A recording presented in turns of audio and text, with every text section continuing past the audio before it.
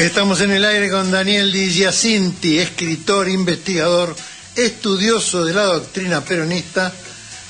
Pueden seguirlo en todoperón.org y en villamanuelita.org. Además es el director de villamanuelita.com y es una persona que ha sido distinguida como patriota por la agrupación Oesterheld hace poco tiempo. Bienvenido, Daniel.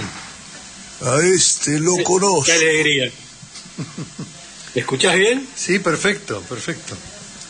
Qué lindo ambiente, Martín. Te movés muy bien, te digo, vos también, Daniel, ¿sabés por qué te llamo especialmente? Porque vos sos un intelectual del peronismo y hay que pensar un poco todo esto que pasó, ¿no? La capacidad del peronismo de regenerarse, la presencia de una persona que ocupa el liderazgo, una mujer que desafía desde la prohibición que supone estar preso por una ley, por una decisión de las autoridades judiciales, truchas, pero digamos efectivas, de ejercicio efectivo de este régimen. ¿Cuál es tu mirada, tu interpretación sobre esta aparición de alguien que ya ha asumido responsabilidades importantes, que es una personalidad reconocida a nivel internacional, apoyada por los líderes políticos de Latinoamérica, reconocida por los líderes intelectuales de todo el mundo, y bueno, que de alguna forma sale de nuevo de la panza de la historia y pare una nueva circunstancia que reúne al pueblo a su alrededor con una gran alegría, como pasó en Plaza de Mayo, como sigue pasando? Así es. Yo creo que estas cosas pasan porque nuestros enemigos también se equivocan a veces, y ellos tuvieron una mirada desde sus pensamientos ideológicos, liberales, donde entendieron que, bueno, el peronismo está cada vez más dividido, llegó el ascenso del monstruo, del Calígula de la Pampa, como digo yo, que fue una derrota muy importante para nosotros. Entonces, bueno, lo anunciaron y lo siguen anunciando, que están deseosos de meter el último clavo al cajón y enterrarnos, ¿no? Entonces, también tienen sus contradicciones internas que no me interesan, pero saltó este tema de meter a la presa a Cristina, y bueno, y ellos no entienden que el peronismo no se mueve en términos electoralistas solamente, que hay una causa detrás de todo esto que tiene muchísimos años, que transcurre desde el 17 de octubre en adelante, y que ha tenido momentos de triunfos electorales, casi 2 décadas de resistencia, muchos compañeros caídos, una mística que nos proyecta hacia una causa de liberación. Entonces, en ese marco, la actitud de Cristina es la actitud de un cuadro revolucionario, que dice, bueno, inclusive cuando la ves bailando en el balcón, con la tristeza que nos da a nosotros, obviamente, ella te demuestra que es un cuadro, que está ahí no solamente para ser dirigente, como lo fue 2 veces presidente de la República, sino también para lo que sea en función de llevar adelante este proyecto revolucionario que es el peronismo, ¿no?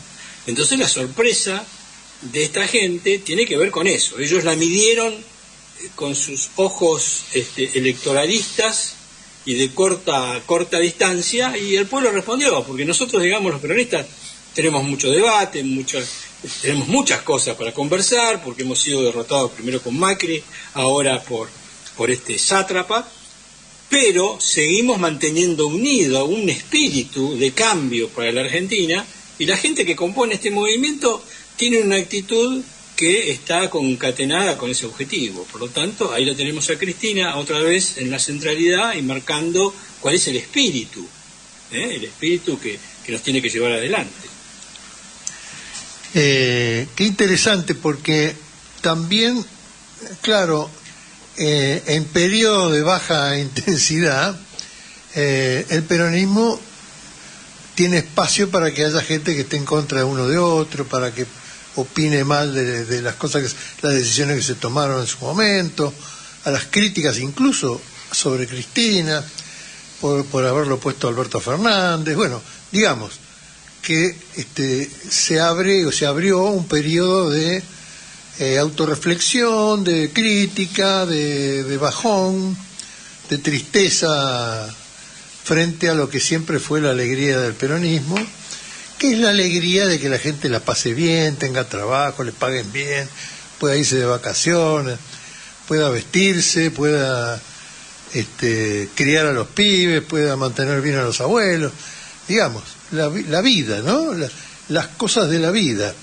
Yo pensaba esta mañana que estaba escribiendo alguna cosa para la presentación del programa, pensaba en qué esquema de deterioro aparece, por ejemplo, el programa de Quintela de casas, el Monseñor Angelelli, que le hizo casas no solamente de material, de bien hechas, con todos los servicios, qué sé yo, a las personas que vivían en casas con techo de papel, de plástico y de madera, es decir, que no tenían nada, que ni siquiera tenían heladera, ni tenían cocina, ni agua potable, ni agua potable, y que entregó cientos de casas de 3 dormitorios, con heladera, con cocina, con piso, con mesa, con sillas, porque la gente no tenía nada, y las entregó sin que la gente tuviera ningún compromiso de pagar nada, por el hecho, la alegría de que tuvieran la posibilidad los hijos de invitar a sus amigos y que tuvieran un ascenso social, porque sí, porque es lo que hay que darle a la gente cuando está en una situación tan precaria que parece descartada de la sociedad. Y superó lo que se había hecho en San Luis, que le dieron viviendas a pagar a 20 años, preciosas viviendas que se hicieron en San Luis. También. San Luis ha sido un ejemplo de eso, pero pasó un tiempo de los Rodríguez A, que después puedo contar una cosa divertida sobre eso, y La Rioja, que es una sociedad, digamos, con limitaciones económicas, porque no es ahora ya no tanto, porque ahora tiene oro, está entrando rápidamente en el mundo del oro, lo cual es un salto cualitativo enorme, pero ya antes de esto, que depende de una tarea, digamos, de investigación y de revelación, estaba con lo que tenía, digamos, no está gastando a cuenta. Y sin embargo, tuvieron, a pesar de la millonada que le debe la nación, a todas las provincias y también a La Rioja, crean un pequeño mundo feliz a la gente que estaba en el último orejón del tarro, y establecen esta forma de medir el esfuerzo y de buscar los logros en medio de las limitaciones existentes, pero con la alegría de gestionar desde el peronismo, como este caso de Ricardo Quintela, una solución casi mágica, digamos, ¿no? Tiene un título, Justicia Social. Sí.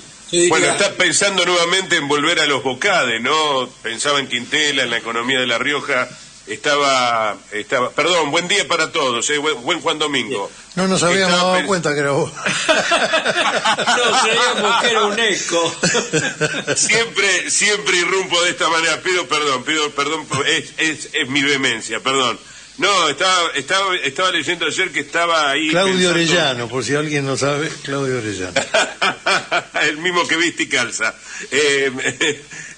No, estaba pensando que ayer Ricardo estaba hablando nuevamente de la implementación, dada la situación de La Rioja, en la implementación para los empleados públicos de los Bocades, o que se vuelva a los chachos para que los empleados estatales riojanos puedan llevar una vida tranquila, por lo menos dentro de su propia cotidianeidad, ¿verdad, Daniel?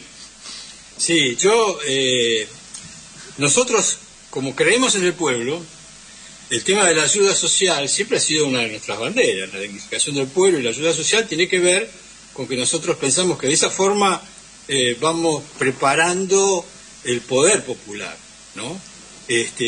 Porque ellos no, porque ellos lo toman como un gasto, y para nosotros en realidad tiene que ver con el primer paso para poner en marcha la autodeterminación popular que el peronismo siempre intentó construir. El proceso de dignificación humana del peronismo del primer plan quinquenal, junto con la Fundación Eva Perón, tiene que ver con esa dignificación social que el peronismo necesitaba para poner en marcha la democracia. Porque en realidad, como decía Perón, la Constitución nuestra del 49 era lo mínimo necesario para que empecemos a hablar de democracia. Si eso no se logra, no hay democracia, hay otra cosa. Bueno, después de la muerte de él, quedó en otra cosa. Y todavía tenemos que ponerla en marcha, la democracia, porque no puede existir una democracia si hay un solo argentino debajo de la línea de pobreza. Entonces, un poco pasa por ahí. Y tiene que ver esto también, yo marco acá una diferencia, porque el Calígula de las Pampas, en esta carrera de defenestrar al peronismo, de hundirlo, de agredirlo, habló contra nuestra bandera fundamental, de la justicia social, ¿no? Entendiendo que la justicia social era la ayuda social. Son dos cosas distintas, como diciendo, y los peronistas reparten guita para que después los voten, y que la gente viva bien para que después los voten, y mantenerse en el poder, y toda esa serie de estupideces, ¿no? La bandera de la justicia social en realidad está totalmente emparentada con la construcción del poder popular y revolucionario que el peronismo quiere implementar, porque en realidad la bandera de la justicia social tiene como tres partes, digamos. La principal es elevar la cultura social del pueblo, dignificar el trabajo y humanizar el capital, ¿no? Y elevar la cultura social del pueblo tiene que ver con una forma, porque el peronismo lo que pretende es que la comunidad se organice, digamos, para poder ejercer la justicia social, no para disfrutarla, para poder ejercerla, ¿dónde? Bueno, en las organizaciones políticas que pretende construir. Digo esto porque a veces nos confundimos, pensamos que la bandera de la justicia social tiene que ver solamente con la ayuda social, no es así. Sí, la ayuda social es más una creación de los organismos internacionales que del peronismo. No, porque la Fundación Eva Perón se llamaba así, de ayuda social, y una de nuestras verdades también habla como una herramienta fundamental, la ayuda social. Pero lo que es, sí, del enemigo es adjudicar a la bandera de la justicia social el sentido de la ayuda social, porque nos está atacando la principal herramienta de construcción de poder. Porque en realidad, digamos, el planteo de Perón para construir la comunidad organizada es abandonar el sentido de individualista del hombre y propender a la organización en función de ejercer solidaridades crecientes en términos institucionales. Entonces dice Perón, la primera parte del peronismo la cumplió, del hombre aislado pasamos a la solidaridad social que nos gestó los gremios que hoy conocemos en Argentina, fundamentalmente los trabajadores, que es un ejemplo en el mundo, y un gremio, está bien, se organiza para defender los intereses de los trabajadores, pero también se organiza para participar de un debate mayor, porque dice Perón que la solidaridad social es el primer paso.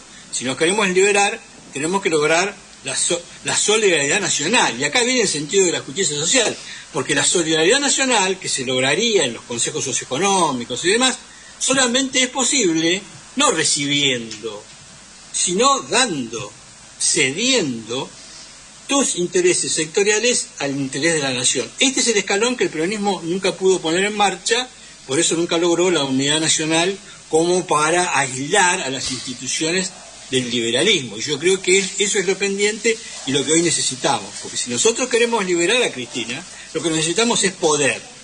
Y la única forma de tener poder es movilizar al pueblo, que dentro, por haber respetado los esquemas de participación del liberalismo, no lo hemos hecho. Agarramos al pueblo y lo convocamos detrás de caudillismo, proyectos, en fin, toda una serie de circunstancias que nunca terminó de convencer, y sería muy interesante analizar por qué no terminamos de convencer, y viene la reacción. Porque viste lo que pasa, cuando vos decís, yo te voy a resolver esto, lo otro, y lo llenás de discursos, que normalmente están buenos porque lo que los peronismos pretendemos es fácil de ver, ¿no? Todos queremos lo mismo.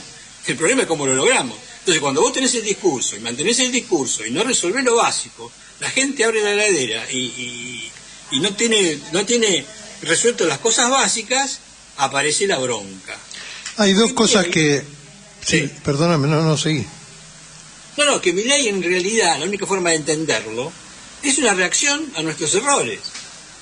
O sea, si no, es inentendible. Y es lo que pasa con los procesos progresistas latinoamericanos.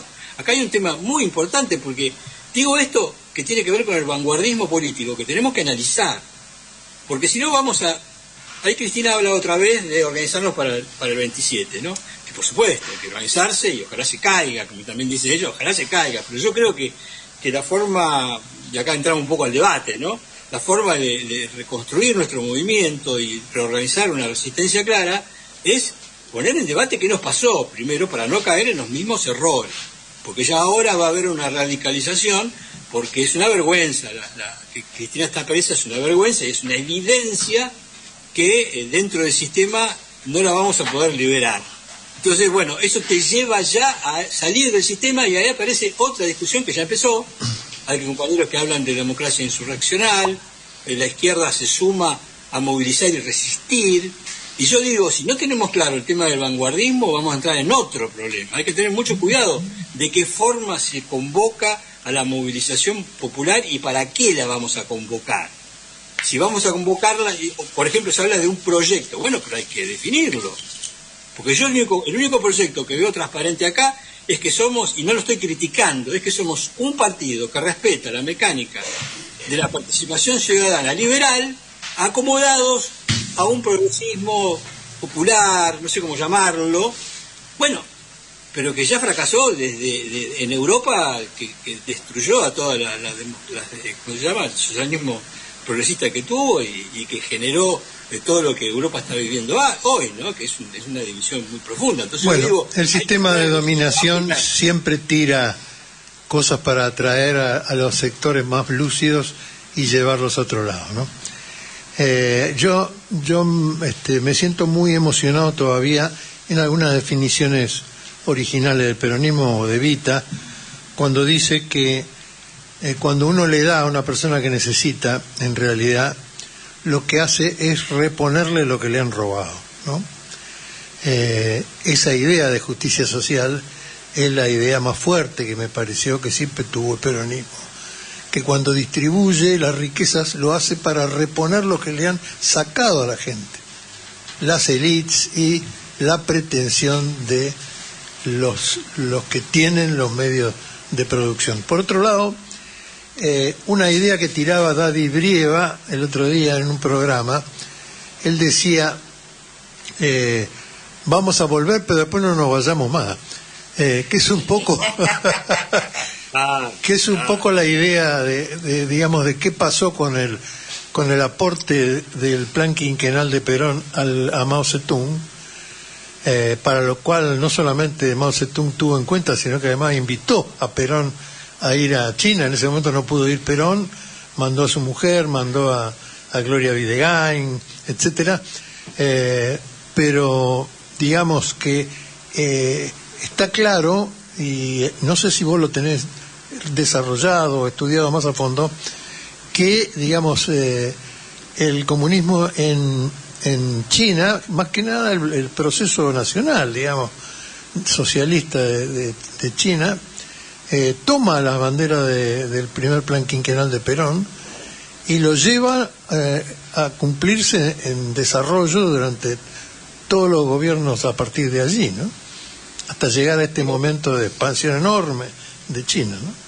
Y además hay que decir algo, Martín, perdóname que me meta otra vez, hay que decir algo, hoy los 1.400 millones de chinos, ninguno es pobre, están todos con laburo, más allá que se construya un hospital inteligente donde no hay humanos. En China todos tienen trabajo y el sueldo mínimo en China hoy ronda los $1.300, $1.400. Esta es la realidad de la China de Xi Jinping. Esta es la realidad de la China de Xi Jinping. Bueno, después, por el lado, como decía Daniel, de la organización, sí, Daniel, hay que organizarnos, pero yo digo siempre, con el peronismo todo, sin el peronismo nada, incluida Cristina.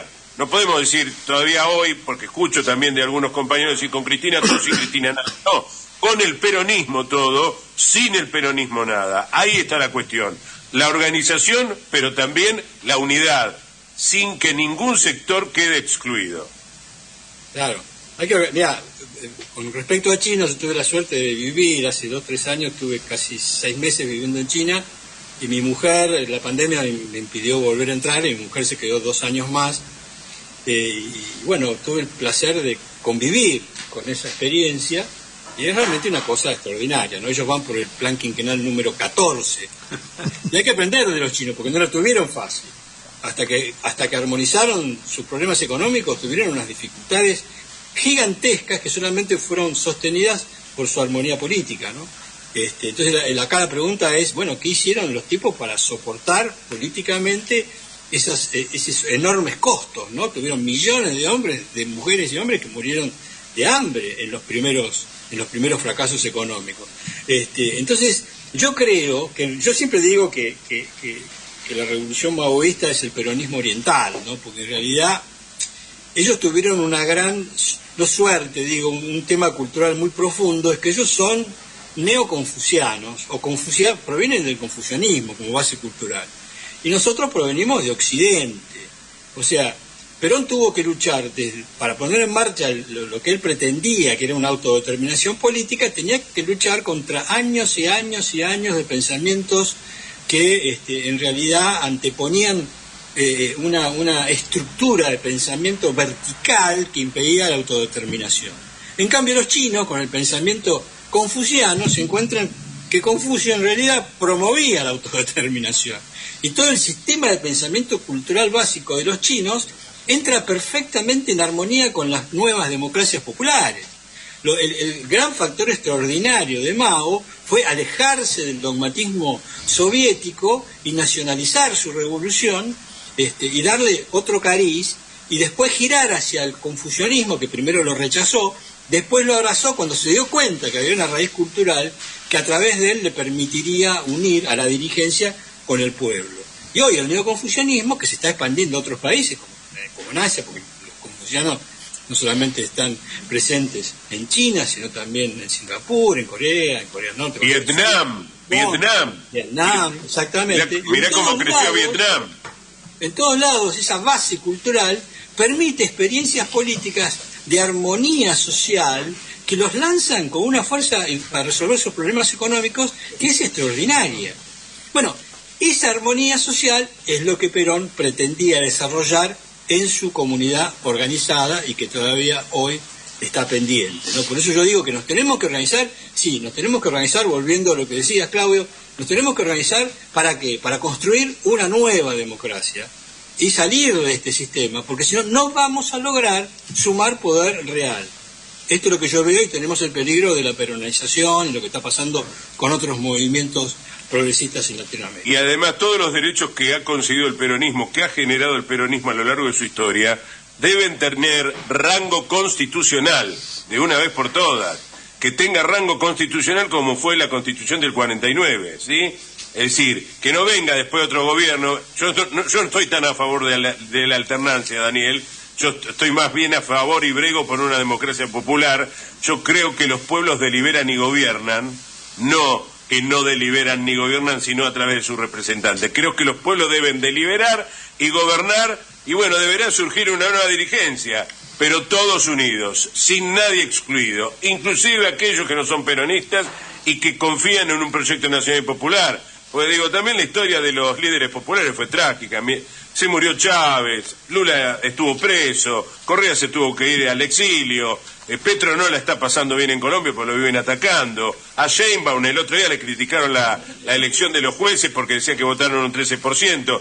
Este es el panorama también de los líderes nacionales y populares, donde la oligarquía sigue siendo muy fuerte. Bueno, en México ni hablar, ya que tengan a Sheinbaum en un país patriarcal, es mucho. Y la verdad que hay que felicitarlo ahí a AMLO, que buscó una gran sucesora, sin lugar a dudas, ¿no? Me parece a mí. Yo pongo un ejemplo, viste que acá todo el mundo está loas a Estados Unidos, están todos con esta este colonialismo extremo, ¿no? Bueno, fenómeno, muy bien, tomemos Estados Unidos, porque a nosotros nos meten en los mecanismos de colonialismo ideológico, nos meten varios versos que están muy bien pensados, ¿no? El verso de la democracia, ¿no? De la democracia, como que la democracia para que funcione tiene que tener el partido A y el partido B discutiendo cuál es el problema de la nación, y la gente elige a uno y si fracasa elige al otro. En realidad Estados Unidos nunca se puso en marcha de esta forma, nunca. Lo primero que hicieron los yanquis, después de muchísimos problemas, pues no nos vamos a meter ahora con un tema con Estados Unidos, que es una historia muy compleja, pero el país arranca cuando todas las fuerzas políticas y sociales del país tienen un acto fundacional que fue llevado adelante por los patriotas fundadores de ellos, y que va a generar su constitución. O sea, ese proceso define un modelo de nación que les permite a ellos profesionalizar el Estado y poner una constitución atrás. Muy bien. ¿Cómo sigue después? Las fuerzas políticas que participaron de ese pacto se presentan en alternancia, pero no para poner en marcha un país distinto uno del otro. No, primero hicieron la fundación del país, y después la alternancia era cómo lograr el camino para lograr lo que previamente se habían puesto de acuerdo. ¿Qué hicieron los yanquis? Bueno, para mantenernos a nosotros en una situación colonial, ocultaron el tema del pacto fundacional y tomaron la etapa última, ¿no? Que es esta democracia, que hay un partido y hay otro, que muy bien Perón, en la época de la resistencia, se ríe de los yanquis. Le dicen, mirá los yanquis lo que hicieron. Hicieron 2 partidos de derecha y nos creen hacer a nosotros que eso es una democracia constructiva. El problema que tenemos es que los peronistas hemos asumido esto. ¿Cómo puede ser que en el rap, digamos, haya tantos dirigentes peronistas? El rap plantea exactamente este esquema, es una democracia colonial. Claro. Tenemos que ser nosotros, porque claro, un pacto fundacional es un tema muy complejo, porque lo que ellos tuvieron que resolver es abandonar el derecho divino de los reyes y poner en marcha el ascenso de la burguesía de ellos de aquella época.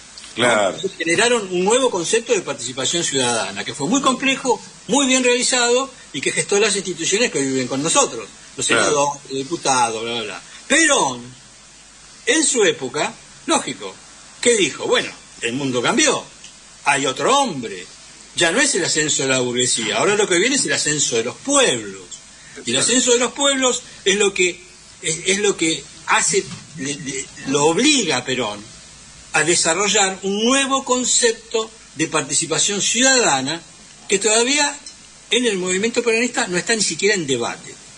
Entonces yo digo, volviendo a la organización, vos lo que tenés que organizar es este nuevo concepto.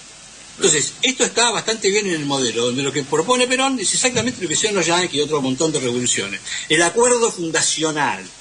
El acuerdo fundacional significa nuevos partidos. Cualquier partido que esté de acuerdo con esto, de gestar un modelo de nación donde todos podamos entrar de acuerdo a nuestras características ideológicas y mantenerlo en firme e incorporar al pueblo y la comunidad organizada a eso después, bueno, eso va a ser la nueva democracia. Yo no la veo ni siquiera en presentación todavía. Entonces, claro, porque es muy difícil de entender. La autodeterminación tiene conceptos muy revolucionarios. Por ejemplo, nosotros estamos acostumbrados a lo ideológico, ¿no? El planteo de Perón, lo voy a exagerar un poco, no es tan así, pero para que se entienda, es agarrar al pueblo, organizarlo y decirle, bueno, ¿cómo quieren la comunidad? ¿La quieren sin patrones? ¿La quieren con patrones? ¿Querés la patria cooperativa? ¿Qué querés? Claro. Ese es el sentido revolucionario. Entonces la dirigencia política tiene que abandonar este ideologismo vanguardista de explicarle a la gente cuál es el problema y cuál es la solución y obligarla a un camino preelaborado donde ya la gente con otras potencias no puede participar de ninguna forma.